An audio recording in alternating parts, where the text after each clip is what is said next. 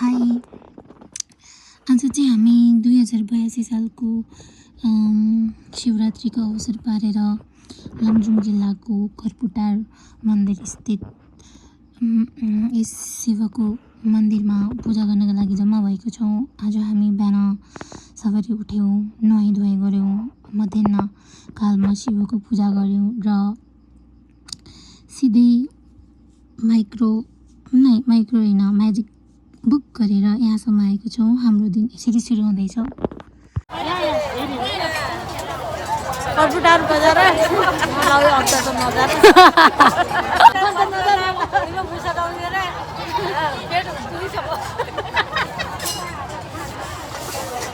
अब हामी 5:30 बजे बत्ती बाल्नु रेडी भइसक्यौँ।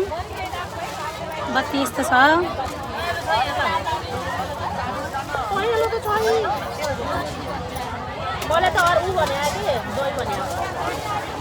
मन्दिर यतापट्टि छ, ठ्याक्क यसको पछाडि।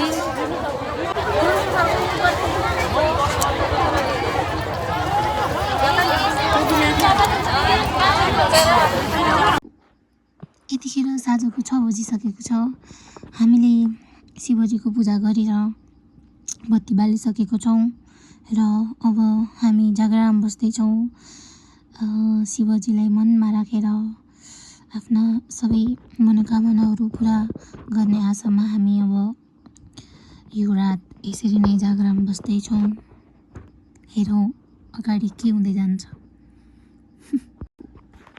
लगभग हामीले 6 बजेतिर बत्ती बालिसकेको थियौँ र पूजा सुरु हुन लागिसकेको थियो। त्यसै बेलामा ठुलो हावाहुरी आएको थियो, लाग्दै थियो शिवजी हाम्रो परीक्षा लिँदै हुनुहुन्छ। त्यही पनि हामी नआत्तिकन नडराइकन आफ्नो मन तन भक्तिमा लगाएर एकजुट भएर बसिरहेको थियौँ।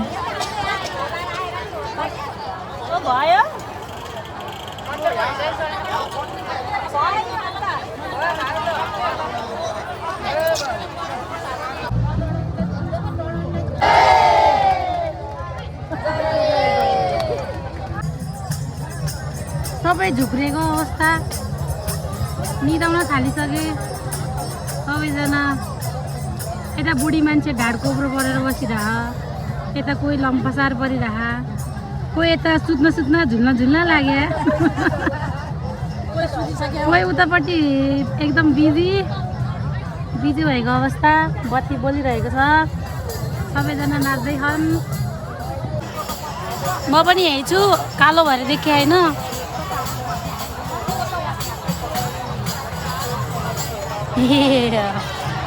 कालो छैन है, गोरै छु क्या म, त्यही भएर देखेछु। कति बज्यो? 9 बज्न लागेको छ बल्ल। अब कति घन्टा? 10, 11, 12, अब 8 घन्टा बाँकी छ। ल 8 घन्टा पछि फेरि म भिडियो बनाउँछु। पागल हुने अवस्थामा छौँ। अब 11 भयो, हामी अझै सुतेका छैनौँ। मङ्की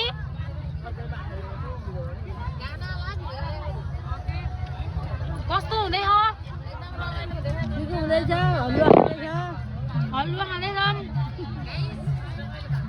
रमाइलो भयो।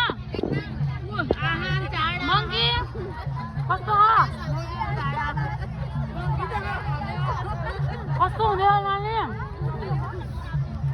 नानु सुतेन नि? Mummy hello.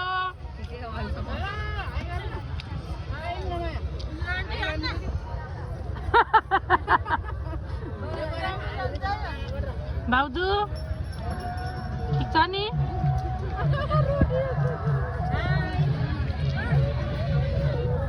निन्द्रा लागेन नि? ठिक छ। यसरी नै हामी एक आपसमा गफ गर्दै रमाइलो गर्दै लगेका फलफुल नैवेद्यहरू आपसमा सेयर गर्दै खाँदै रात कटाउने कोसिस गर्दैछौँ र रमाइलो भइरहेको छ। चिसो हावाले गर्दाखेरि मलाई एकदम नै टाउको दुखेको थियो र मैले आफ्नो सलले टाउको बाँधे र हिम्मतका साथ राति जागरण हामी अझै सुतेको छैन, बत्ती बाल्दै हो। अहिले बिहानको 2 बजेको छ। सबैजना एकदम फिट एन्ड फाइन छ अहिलेसम्म, कोही पनि निदाउनु भएको छैन।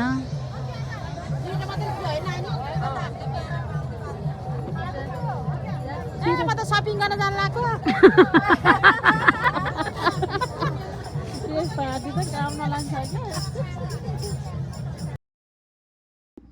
बिहानीको 5 बजेसँगै हामीले रातभरि सुरक्षा गरेर राखेको जागरण बसेर बालीको बत्ती बुझाउने प्रोसेस हुँदैछ।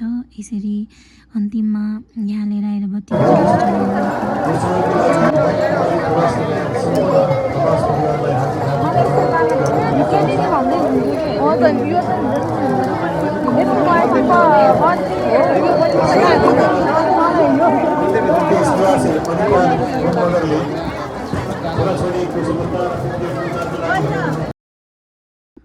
बत्ती बुझाइसकेपछिको पूजा पनि सम्पन्न भयो।